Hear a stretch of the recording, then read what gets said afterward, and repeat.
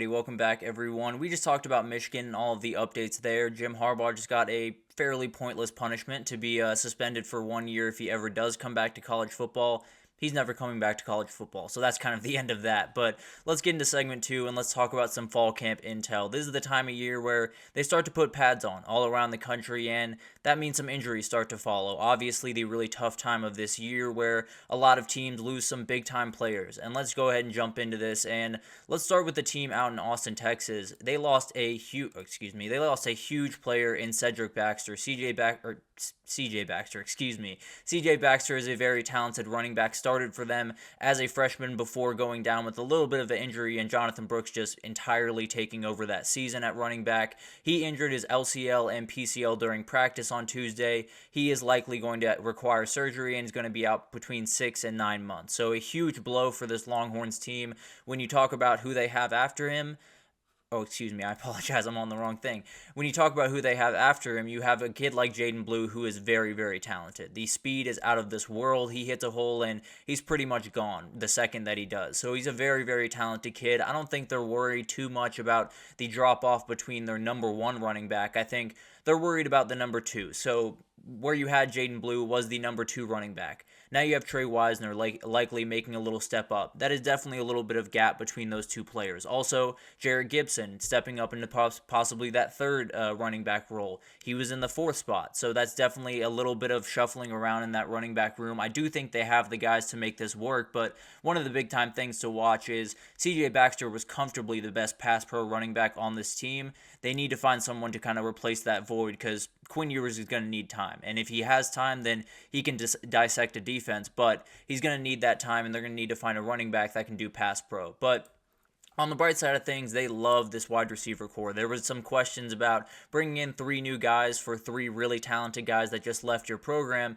Doesn't always work out the way you want. It sounds like it's working out, at least thus far, the way that Texas wants right now. They have so many different guys to plug in. Silas Bowling continues to get ridiculous reviews, so everything seems to be going right on that side of things, and subsides a little bit of worry that some Texas fans had going into the season about just how these wide receivers are going to fit into this offense. But A&M, I want to move on to, stay in the state of Texas, but Nick Scourton, that guy right there, is making all of the headlines in College Station right now. He's obviously showing off his ridiculous athletic ability, came over from Purdue this past offseason, and is a huge player for them at the edge position. They need to get pressure on these quarterbacks, and frankly, I think this is likely going to be the number one guy to pull that off. On the quarterback position, Connor Wegman looks absolutely incredible, apparently. He is not throwing against big-time defenses yet. Obviously, we will get scrimmages here pretty soon. Likely this weekend, I think, is when they start around the country. So we'll get much more details around that in the coming days and weeks. But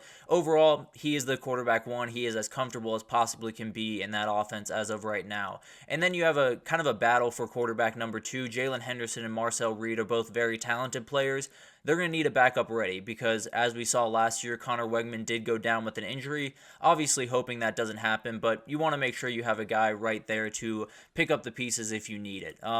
Depth at wide receiver seems to be something that they're not overly confident in College Station. I think Jabri Barber is someone that came over from Troy, and he's out with a foot injury right now, so doesn't necessarily give them a great guy below their top 4 or below their top 3. So I do think they have a great top 3 when you talk about Jade Walker, when you talk about Noah Thomas. I think they have guys to make plays, but you're going to need a lot of depth, and maybe you have to get a couple of young guys to make some big-time plays, but definitely something to watch as A&M heads into the season. Nebraska had a really, really tough hit to their offensive line. The left tackle, Teddy Prohaka, got injured. He is going to be out for the entire season. This marks the 3rd time that he's been injured for an entire season since 2021.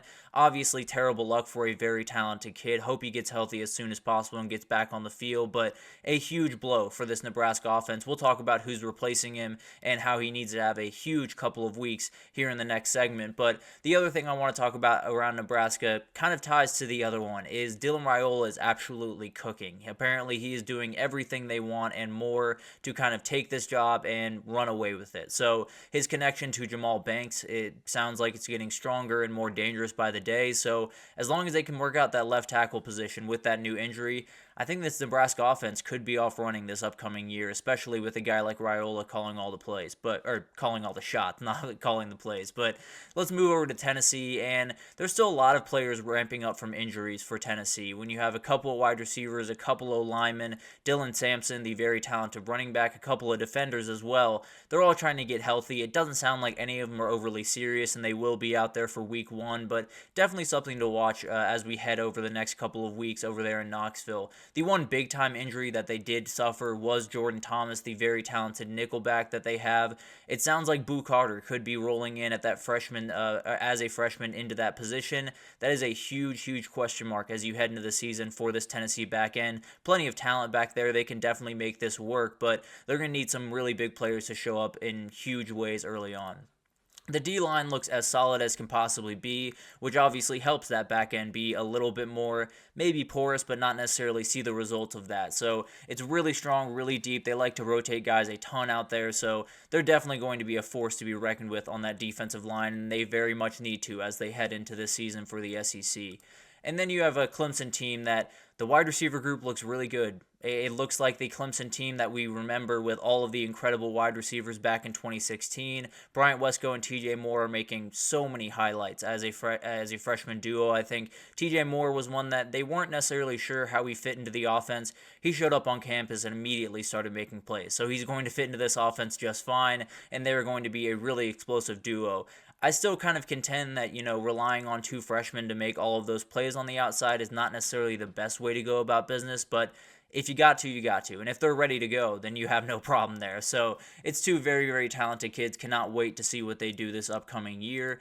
And then you have Peter Woods and this defensive line, dominant. They're going to be really, really good. Him, Peyton Page, a lot of really talented players around this team. But Peter Woods might be the outright most talented sophomore D lineman in the country. Now, there are plenty of good ones. There are so many guys, especially interior defensive linemen, that can really play some good football. But Peter Woods is an absolute beast and is going to make plenty of noise this upcoming year. It sounds like Dabo Swinney is as confident in this team as he has ever been.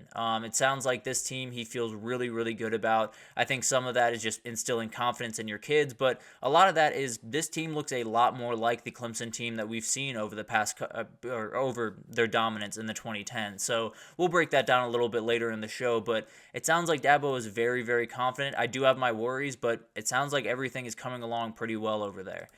Michigan is one I want to talk about because the story is Alex Orji. He is making every single play. He is definitely pulling away with that starting job. Now, Jack Tuttle is still kind of recovering from a little bit of surgery, a little bit of rehab, so we'll see what happens there. That was obviously the story a couple of years ago when Cade McNamara won it over J.J. McCarthy in 2022, and then J.J. McCarthy got healthy, and things changed very quickly. I don't necessarily think that's going to be this case. I think Alex Orji is going to do plenty to keep this job, but it's definitely something to watch as you get into the season. I think one of the other things I want to unpack is the defensive line. It feels like that is a really, really good group. We know that the top line is going to be absolutely remarkable, but it sounds like Evan Link, a very talented sophomore, could be making a big-time stride there, a very long, athletic kid that could definitely get some run at the interior defensive line. And then Josiah Stewart, the guy on your screen, Sharon Moore says he's basically Josh Uche all over again. I think he is one of those guys that, as strong as can be, is one of those really elite pass rushers around the country and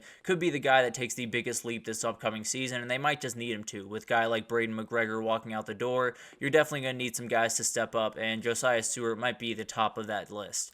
And then you go to the back end, and there's some questions there. There are definitely some things they have to work out, especially with Rod Moore being out for the year with an injury. It sounds like Zeke Berry, a very talented safety, is stepping up in big-time ways. Jaden McBurrows is another guy they very much like. And then they have a couple of young guys that are really showing out in huge ways. So it feels like that back end is going to be more than fine. When you have Will Johnson, a lot of your problems are handled already, but getting that back end together, especially with Rod Moore going out, making sure you have someone to step in and take the reins and be confident in that person is obviously huge for that team. And then will go to their rivals over there. And it sounds like this is Will Howard's job. He's been pulling away pretty much every single day. He sounded like he's took pretty much every first team snap the last couple of days in practice, and the reason is not hard to find. He has been making tons of plays with his legs, and when you look at a Chip Kelly offense, you need that quarterback. You need that guy that is going to keep that defensive end honest, keep that linebacker honest, and make sure that you can get a running back like Travion Henderson or like Quinshon Judkins an opening to just run wild. So it's going to be a really, really fun offense. I do think the run game is going to be awesome to watch with especially Chip Kelly calling plays, but it sounds like it's Will Howard's job, and it's likely because of the athleticism he shows in that run game. And then you have Jack Sawyer. I want to talk about him for a second because this Ohio State team means business. They have not wavered from what their goal is this upcoming year. He said, "We're trying to win a national championship. Period. End of story." That is where their mind is at, and it sounds like from everyone around this program, that's where everyone's mind is at. They understand that going into this season, anything less is going to be a little bit of a disappointment for your fans, for you. So it's one of those things that they're setting the expectations high. They have every ability to meet those expectations. In fact, I have them meeting those expectations in winning the national title this year. But overall, they've said over on Bucknuts, Patrick Murphy, along with a couple other people, have said this might just be the best back end in the entire program history. When you add a guy like Caleb Downs and all of those different guys in the back end with Denzel Burke and Noah Igbinosun and all of those different guys back there, you're going to have tons of ability. And frankly, I'd be hard-pressed not to agree with them. There's so many dudes back there, and this entire team is just absolutely ridiculous, and they have the same goal. They're going to out to win a national title, and if they don't, it will be a disappointment for this Ohio State team. And then I want to talk about Montrell Johnson. He had an injury earlier on this week, I believe maybe into last week, where he had to get a little bit of